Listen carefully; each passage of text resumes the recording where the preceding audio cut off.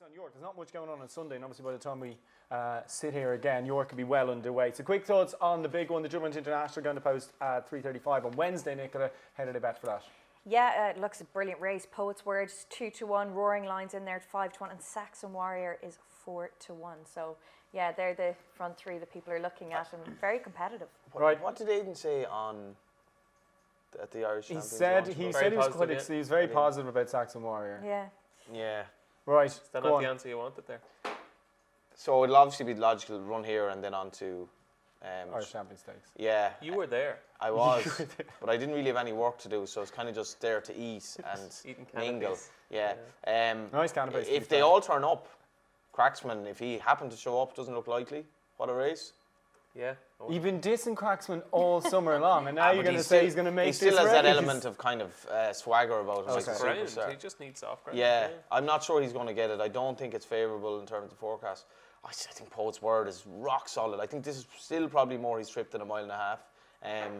He's been to a lot of the dances, as they say, this summer, but yeah, I still think he's a horse to beat. It'd be a fascinating race if the 2-3-year-olds won. Yeah, absolutely. What about you, Jenna? Roaring Lion.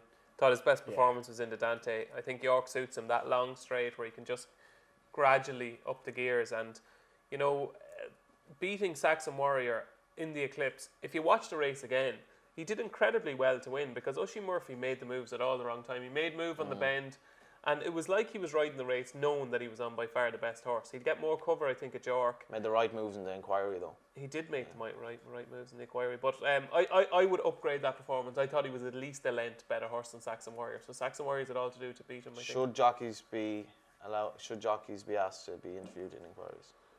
Yeah. No. Absolutely not. It's absolutely. What are they going to do? They're only going to sit there. You're literally encouraging them to tell lies, like. Have proper camera angles and you know. Like, what are you going to say, like? Right, on to the York Strokes. Not sure if you have betting for this one, Nicola, but York Strokes but I can give you like a rough enough clue. guide. Go for it, Nicola. Sea of Class will likely be the favourite. Haggis obviously upset the Irish trend at the Curragh this summer. She won the Irish Oaks. Then Lawrence will be up there, Forever Together as well. Will be in there, and Wild Illusion as well. I think they'll be the front few in the betting. But what about Laddie Dar? Laddie Dar, yeah. Is it going to happen? Imagine if she rocks up and takes on Sea of Class. Yeah, absolutely. It would be amazing. And forgotten horse, really. They were talking about Aziria potentially going there as well for Dermot Wild, but we'll. I don't think so. Sea of Class is absolute class. Like, love everything about her. If they do, if even 3 or 4 of them show up, it's going to be hell. I thought it was interesting. James Doyle was interviewed after the Irish Oaks, and my favourite ride of the season. Yeah, and he said he said it's funny. He goes, when I watched it back on the television, I can understand why people were kind of going, "Whoa, you were very casual," or blah blah. And he goes, during the race, it never felt like that. He said it was just, I was always getting there. I always felt confident. I know how good she is. She didn't need to be hit. And he said, in the race was very different to how you see the race visually on the replay. So, obviously, she's a superstar, isn't she? Yeah, absolutely. Right, on to the final big race before we sort of look again ahead to the Ebor next week. But Coolmore Nunthorpe upcoming on Friday at 3:35, and this is an absolute cracker, Nicola. Yeah, one of the bankers of the week will be Batash, an incredible horse. Is in there at 8-13. US Navy flags 9-2, and Blue Point is 6-1. Anything jump out for you against this monster? Batash, no, this is a certainty. What about the flag dropping back to the 5? You know. Is this going to be the further the making of him? No. Yeah, I think that's Are you going to sing the Steve Palmer song? Am I going to what? This will not be beaten. No, I can't. Jesus, I can't do a lot of things, but I definitely can't sing. Is Blue Point a bit hit and miss for you then?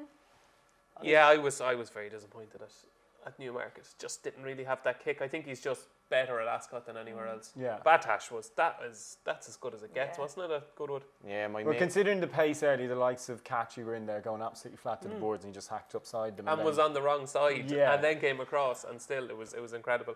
There's a horse run on Tuesday or on Wednesday that is very interesting. Johnny, you might agree here. Tony Martin has had a really quiet season, but he does target York with the odd handicap, and New Cross was possibly the most unlucky loser of the entire week at Galway. Got no run up the home straight under Robbie Colgan.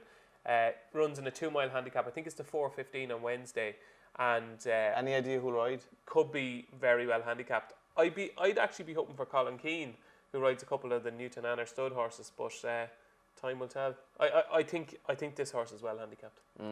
Anything else for you at York potentially, or can you see past Batash in the Nunthorpe? No, I know he's a bit of he has his own ideas maybe before the race and all that, and that's a slight proviso if you're backing odds on. But my brother-in-law asked me to back him.